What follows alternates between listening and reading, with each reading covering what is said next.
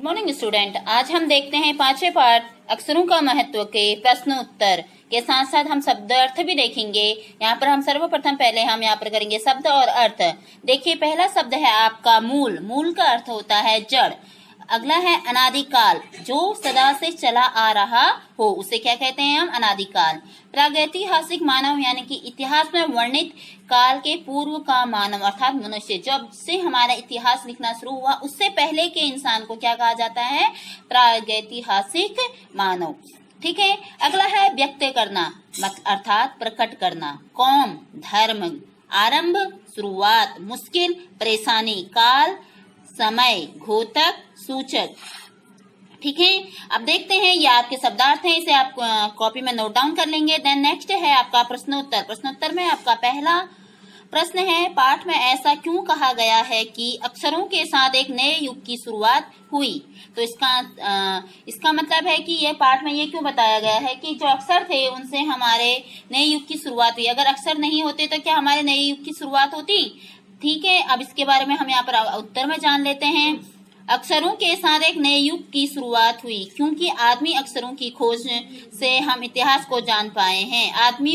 आदमी ने अक्षरों की जब खोज की तो हमने इतिहास को जान पाए। अगर अक्षरों की खोज नहीं होती तो आज हमारे पास हमारे इतिहास के बारे में कोई जानकारी नहीं होती। अक्षरों की खोज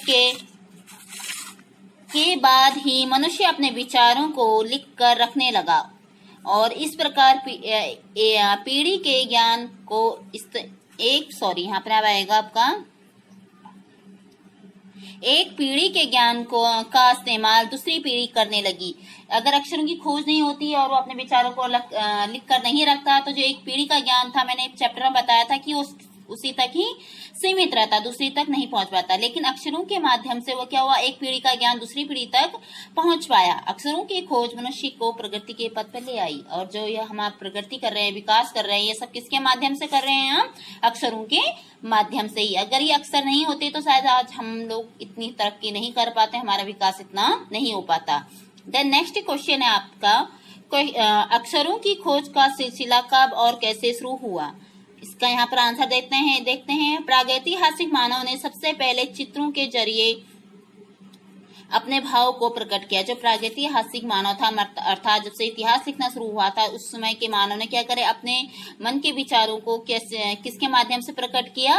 चित्रों के माध्यम से। इन चित्र संकेतों के बाद भाव संकेत अस्तित्व में आए। उसने अपने अंदर की फीलिंग को भी प्रकट करना शुरू कर दिया था। वो कैसे?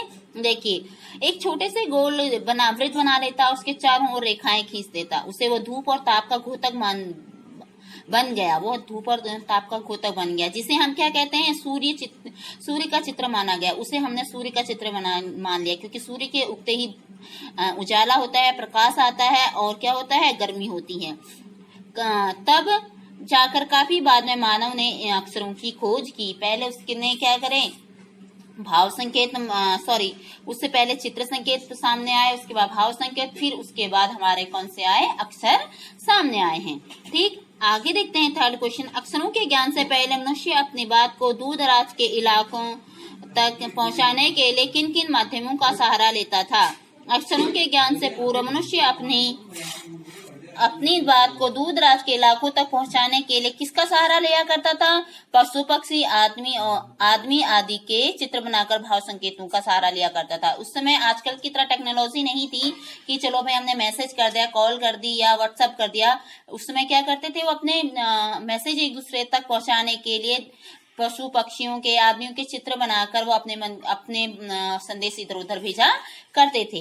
द नेक्स्ट क्वेश्चन है, पुराने जमाने में लोग यह क्यों सोचते थे कि अक्षर और भाषा की खोज ईश्वर ने की है? पुराने लोग ये क्यों मान लेते थे कि अक्षरों की खोज किसने की है? ये सब ईश्वर ने की है। देखते हैं, पुराने जमाने के लोग यह सोचते थे कि अक्षर और भाषा की खोज ईश्वर ने की थी क्योंकि उनके पास उसका इतिहास नहीं था। उनको इसलिए उन्हें ऐसा लगता था क्योंकि उनके पास इसकी कोई नॉलेज नहीं थी, उसके पास उनका कोई इतिहास नहीं था। लेकिन आज हमारे पास इतिहास है तो हमें पता है कि क्या है, अक्षरों की और भाषा की खोज किसी ईश्वर ने नहीं की है, जबकि किसने की है? आदमी ने। आदमी ने क्यों की? क्योंकि उसे उसकी जरूरत पड़ी। आवश्यकता ही आविष्कार की क्या है? जननी है। ठीक है, लास्ट क्वेश्चन देख लेते हैं। क्या होता अगर हमारे पास अक्षर ना होते? अगर क्या होता अगर हमारे पास अक्षर नहीं होता?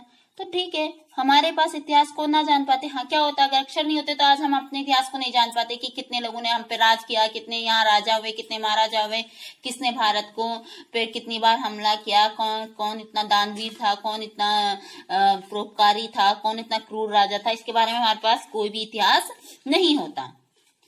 अगला है भाषा ना होती, अगर हमारे पास भाषा नहीं होती तो क्या होता, हमारा विकास तेजी से ना होती। अगर हमारे पास भाषा ही नहीं होती तो हम लोग क्या करते, अपने आदि मानवों की तरह धीरे धीरे धीरे करके क्या कर रहे होते, प्रगति कर रहे होते। जितनी तेजी से आज हमारा विकास हो रहा है उतनी तेजी से हमारा विकास नहीं होता। हमारा विकास क्या होता है, रुक धीरे धीरे धीमी गति से होता है, इतनी तेजी से नहीं होता। यह आपका चैप्टर कंप्लीट हो गया है। जितने भी यहाँ पर क्वेश्चन आंसर कराए हैं आपको, इन्हें आप अपनी कॉपी में नोट डाउन करेंगे, अच्छी सी लेख में अच्छे से स्पष्ट रूप से आप इसको वर्क करके लाएंगे। ठीक है बेटा, बाय, मिलते हैं नेक्स्ट क्वेश्चन में। अब हमारे यूटी फर्स्ट होने वाला है, उसके रिवीजन करेंगे और साथ ही साथ यूटी की तैयारी भी करेंगे। ओके बाय बेटा।